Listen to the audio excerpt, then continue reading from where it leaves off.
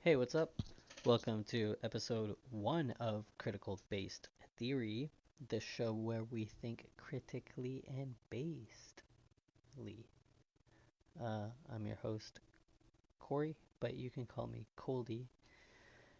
And really, I had this big, script written up, but then I kind of saw these talking points popping up on the internet that I wanted to address just because it was like kind of weird to see.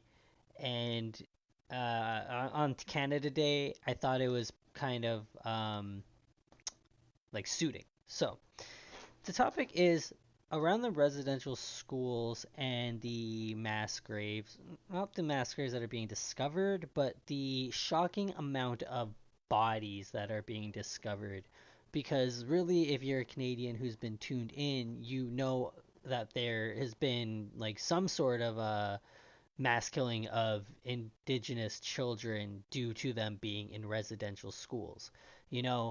Somebody who's new to Canada, they may not be that familiar with our history, like regarding our treatment to the First Nations people, but that should be something that we should be taught and we should kind of think about, as a lot of us who have moved to Canada are immigrants ourselves, have indigenous heritage, so we should honor and pay respect to those who have passed before us because in reality, we only live here because of them and their sacrifice, willingly or not.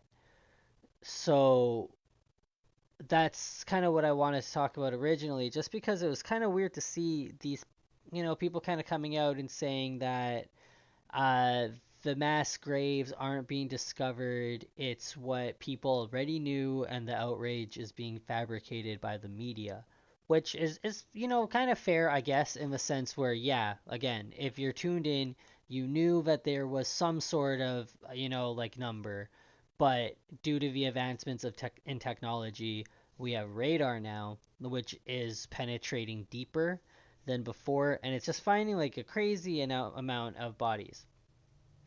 And then the other argument is that, okay, well, tuberculosis exists. So, these children were living in conditions where they were in closer proximity to each other. So, they just got tuberculosis, and because they were First Nations, they didn't have the same antibodies to fight off a Western virus. Okay, fair. But you would still have to, figure out the amount of bodies that would be at each school, compare those bodies to the amount of bodies that weren't in the schools, right? And then you'd be able to figure out what was truly the cause of death. Um, and then if you want to play it as other conditions where, all right, it's like an orphanage, right? Like children were sent off to orphanages. And then I found out a story about the Duplessis orphans. And now the Duplessis, 20,000 Canadian children who were wrongly certified as mentally ill by the provincial government of Quebec. And they were confined to psychiatric institutions in the 1940s and 1950s. Got that from Wikipedia. So these children were miscertified so the government could receive subsidies from the federal government. So Canada has a history of institutionally abusing children. And then you want to come and you want to talk about the issue as just being that they got sick and they died that way. The reason people are saying that Canada Day is canceled isn't because they hate Canada. And maybe some do. But it's not like they hate the land that we live on. It would be the concept of the country itself. You can't argue that what happened to these children is what happened to children everywhere else. It just happened to like a certain group of children everywhere else. So yeah, I'm sorry, but that got me like sidetracked. It kind of segued into my second thought, funny enough. There's some serious brain rot happening in this country. And I feel like it's seeping in from the States. And I don't know of a better image to use to describe it than people waving QAnon and Trump flags at anti-mask rallies in the downtown core. There's a war going on every day. regardless of if you like it or not, for your thoughts. Sadly, it's kind of anticlimactic because to some people, your thoughts are just revenue. When you think emotionally and react emotionally, you give them money. So they want to just keep pushing your buttons and making you click their button. Googling things should become second nature for us. When we read headlines, we should Google that shit first T. When there's facts, in a TikTok video, we should double check that and source that. It's wild to see, I've been on YouTube just like watching like mad debate videos and just, watching a lot of American conservatives. And yeah, their shit's seeping over here and creating issues that it's not like we don't have, but we have our own issues.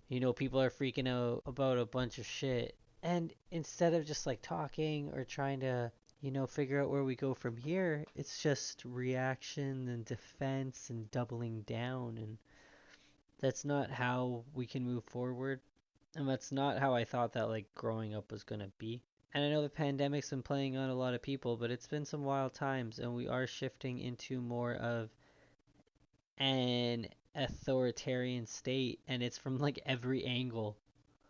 It's like your fucking neighbors want to oppress you as much as the cops want to, because like people want to feel some sort of power now.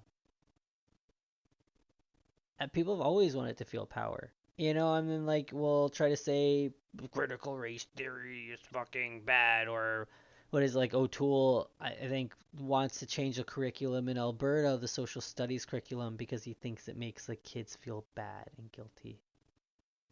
But I'll tell you, I learned about residential schooling when I was in school, in junior high in Alberta, in Edmonton. And yeah, it made me think twice about religion. It made me give religion up. And it made me really think twice about this country. But it never made me like want to destroy it. It hurt me. It made me ashamed, sure. But it's not bad to be ashamed sometimes or to feel guilt sometimes. That's how you fucking get brought down to earth. That's, you're supposed to recollect and try to regroup and, okay, what's the game plan from here? How do we make it better? And I know it's easier said than done because Canada does apologize for the residential schools and, all the horror they caused. Legal cases can be brought, and who knows the implications of that. But it's like sometimes it seems like people just try to be way too factual, and way too logical. Going back to my original point about the tuberculosis, right? You minimize or you don't even look at the context of the deaths. Which a tuberculosis death, okay, fuck, that shit sucks, but okay.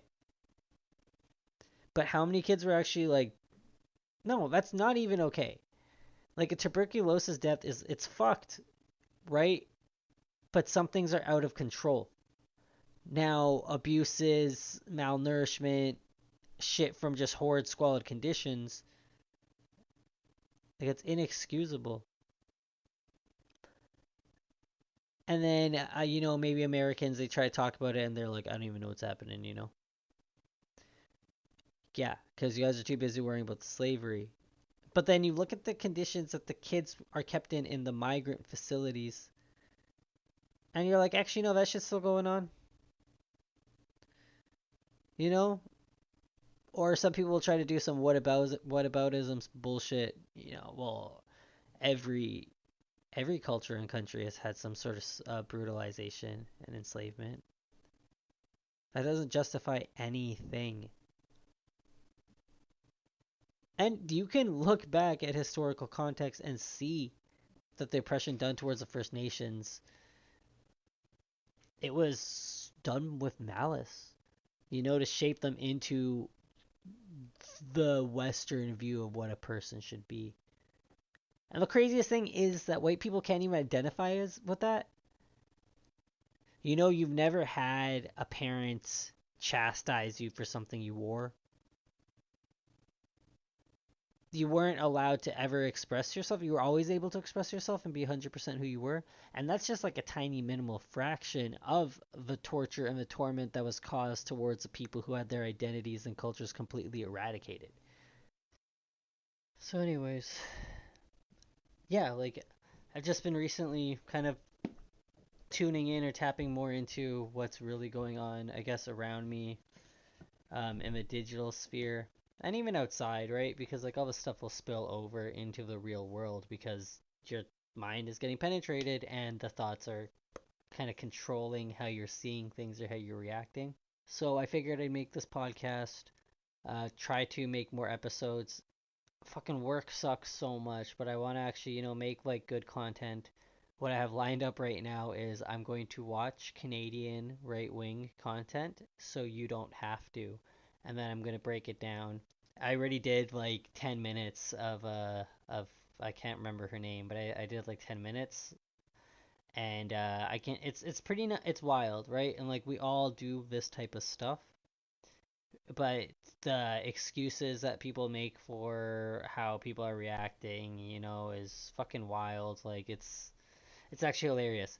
So I have that lined up, and then on Sunday I will be talking about Colombia and what's going on there.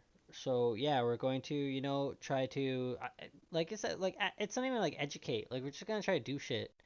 And this is just me kind of throwing my hat into the ring, right? I've been sitting on the sidelines for a while, but I have a bachelor's degree in journalism, so like why the fuck aren't I talking or doing anything? So, this has been episode 1 of the Critical Based Theory podcast.